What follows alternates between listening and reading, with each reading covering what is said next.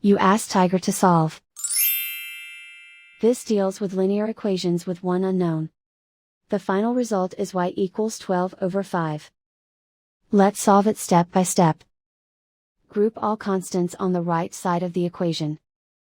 Add 3 over 5 to both sides. Combine the fractions. Combine the numerators. Reduce the zero numerator. Simplify the arithmetic.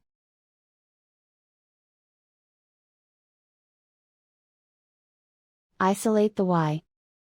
Multiply both sides by 4. Group like terms. Multiply the coefficients. Simplify the fraction. Multiply the fractions. Simplify the arithmetic. And so the final result is y equals 12 over 5.